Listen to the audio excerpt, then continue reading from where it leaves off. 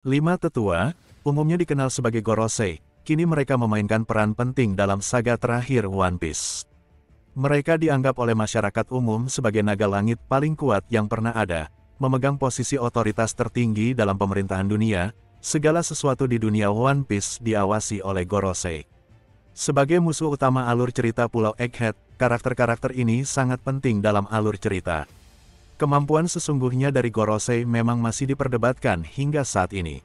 Dulu banyak orang mengira mereka tidak akan bisa bertarung, namun ada pula yang mengira mereka adalah seorang petarung yang ahli, dan informasi terbaru dari chapter One Piece kini membuktikan bahwa mereka bisa bertarung, dan mereka jauh lebih kuat daripada karakter manapun yang pernah ditemui Luffy dan bajak laut topi jerami. Mereka juga telah mengeluarkan beberapa kemampuan baru yang belum pernah terlihat di dunia One Piece. Tidak ada yang tahu bagaimana para Gorosei dapat menggunakan kemampuan ini dan sebuah teori menyatakan bahwa kemampuan ini sebenarnya adalah kekuatan haki kuno. Fans melihat kekuatan lima sesepuh terungkap dengan cara yang paling spektakuler seiring perkembangan alur Pulau Egghead. Saint Saturnus adalah yang pertama dari lima sesepuh yang turun langsung ke medan pertempuran.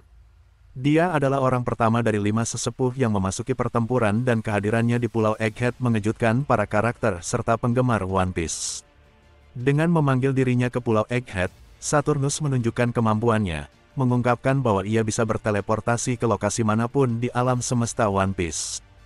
Dia juga memiliki kapasitas untuk beregenerasi dari setiap serangan yang dilancarkan padanya. Selain itu, chapter-chapter One Piece terbaru telah mengungkapkan bahwa lima sesepuh tampaknya memiliki ikatan mental yang memungkinkan mereka dapat berkomunikasi secara telepati dengan jarak yang sangat jauh. Oleh karena itu, dapat dikatakan bahwa selain kemampuan buah iblis, lima sesepuh juga memiliki beberapa kekuatan yang sangat kuat yang sumbernya belum terungkap. Namun, sebuah teori menyatakan bahwa semua kekuatan tambahan ini terkait dengan kemampuan haki dan karena lima tetua ini tergolong spesial, mereka memiliki bentuk haki kuno yang jauh lebih kuat dari haki biasa. Menurut teori yang diposting oleh Monkey D. Theories di OP Funpacks, karena umur mereka yang panjang, lima sesepuh memiliki akses terhadap informasi yang tidak dimiliki sebagian besar karakter di alam semesta One Piece. Oleh karena itu, masuk akal jika mereka memiliki kemampuan yang tidak diketahui oleh sebagian besar orang. Oleh karena itu, akan sangat masuk akal jika mereka mampu menggunakan teknik haki langka, yang sebagian besar karakter di One Piece tidak dapat melakukannya. Buah iblis Mythical Zoan, yang dimiliki oleh lima sesepuh, hanya dapat digunakan oleh mereka yang memiliki tingkat haki dan kekuatan tempur tertinggi. Dengan demikian, kekuatan sebenarnya dari tokoh-tokoh sejarah ini berasal dari praktik haki kuno yang telah lama hilang. Sepanjang konfrontasi time skip Luffy, Eiichiro Oda secara konsisten menjadikan haki sebagai keterampilan yang paling sulit diatasi. Oleh karena itu, sangat masuk akal jika Oda akan mengungkapkan bahwa kekuatan tambahan yang dimiliki lima sesepuh juga merupakan hasil dari teknik haki kuno. Arc One Piece Egghead Island telah menempatkan protagonis Monkey D. Luffy melawan musuh paling menakutkan dan sulit dikalahkan yang pernah ditemui Luffy. Dia saat ini melawan lima sesepuh di pulau itu, untuk melindungi krunya dan teman-temannya yang lain yaitu Vegapunk dan Bonnie. Untuk pertarungannya melawan lima sesepuh, senjata paling ampuh yang dimiliki Luffy adalah mode Gear 5. Yang ia gunakan tidak hanya untuk mengalahkan mantan Kaisar Laut, tetapi juga mengalahkan Laksamana Kizaru.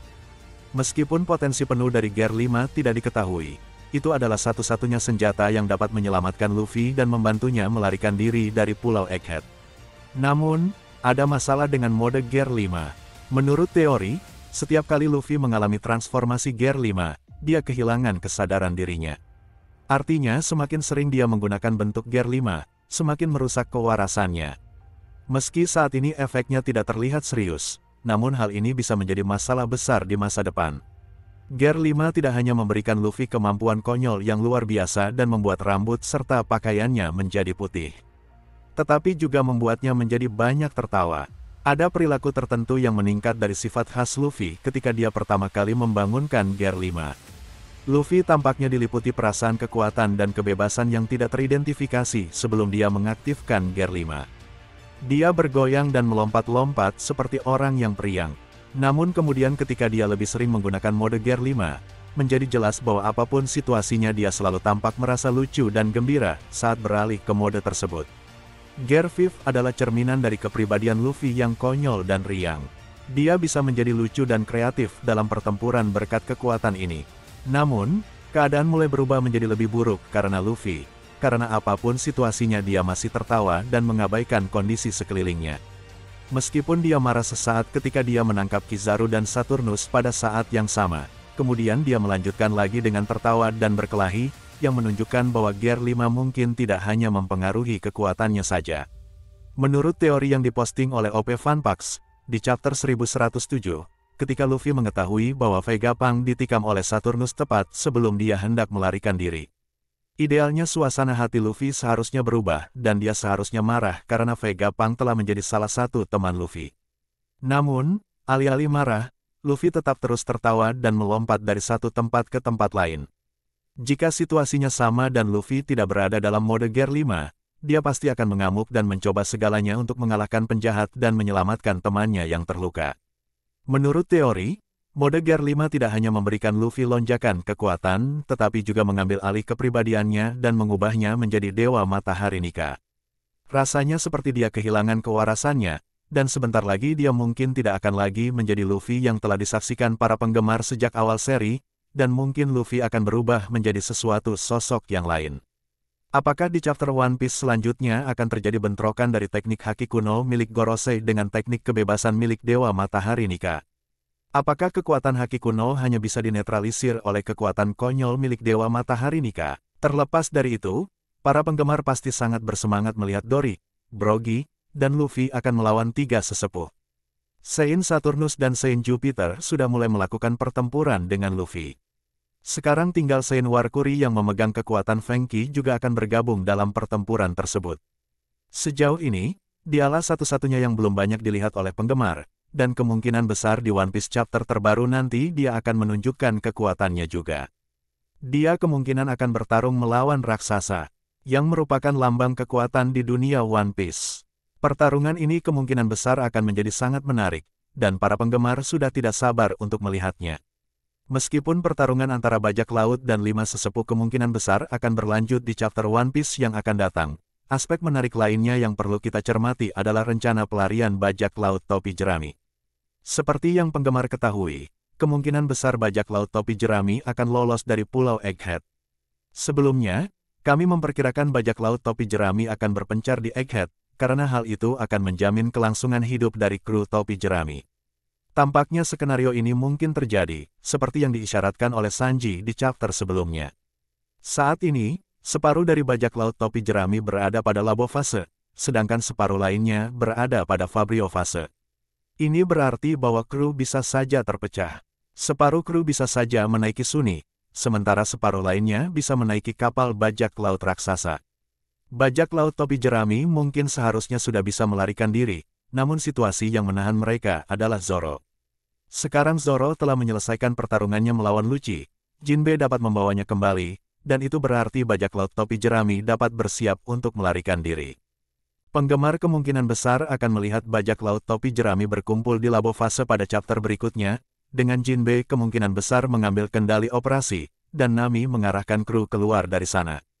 Tentu saja, apakah mereka bisa lolos di chapter berikutnya atau tidak, masih harus dilihat. Mengingat Saint Marcus Mars berada tepat di luar, sangat kecil kemungkinannya bagi mereka untuk dapat melarikan diri hanya dalam satu chapter. Seseorang harus menahan Marcus Mars agar kru dapat melarikan diri. Orang yang menahan Marcus Mars bisa saja Sanji. Namun Sanji saat ini masih terbebani dengan kondisi Vegapunk. Pada One Piece chapter terbaru bisa saja Sanji menjatuhkan Vegapunk ke suatu tempat, kemungkinan besar di kapal bajak laut raksasa, dan kemudian Sanji bergegas untuk menghentikan Marcus Mars. Fans harus tahu bahwa ini tidak berarti Sanji akan bertarung habis-habisan melawan Mars. Pertarungan ini mungkin hanya berlangsung sesaat dengan tujuan hanya menahannya saja. Dengan strategi itu bajak laut topi jerami bisa kabur dari pulau tersebut. Tentu saja, semua ini kemungkinan besar tidak akan terjadi dalam satu chapter, jadi penggemar harus melihat beberapa perkembangan menuju titik plot ini di chapter mendatang. Yang terpenting, masalah lain yang dihadapi kru topi jerami saat ini adalah kabur dari Labo Fase. Yang diketahui pasti oleh para penggemar adalah bahwa penghalang yang melindungi Labo Fase saat ini sangat diperlukan. Karena penghalang itulah Marcus Mars dapat dikendalikan, namun, jika kru bajak laut topi jerami ingin pergi, dan penghalang tersebut dihilangkan, kemungkinan pesan Vegapunk yang akan disiarkan ke seluruh dunia akan terputus, kecuali seseorang mampu untuk menahan Markus Mars dalam jangka waktu yang lama. Ini adalah masalah yang cukup besar bagi bajak laut topi jerami, dan Oda perlu mencari solusi untuk masalah ini. Satu hal yang diketahui para penggemar dengan pasti adalah bahwa pesan Vegapunk harus disampaikan dengan cara apapun. Jika bajak laut topi jerami memutuskan untuk berpisah di sini, maka grup Luffy, Sanji, Franky, dan Bonnie kemungkinan besar akan bepergian bersama para raksasa. Grup lain akan melakukan perjalanan ke Elbaf terlebih dahulu, dan chapter selanjutnya kemungkinan akan berfokus ke salah satu grup tersebut, karena Oda kemungkinan tidak akan mengungkapkan hasil pertempuran di pulau itu kepada para penggemar dalam waktu dekat.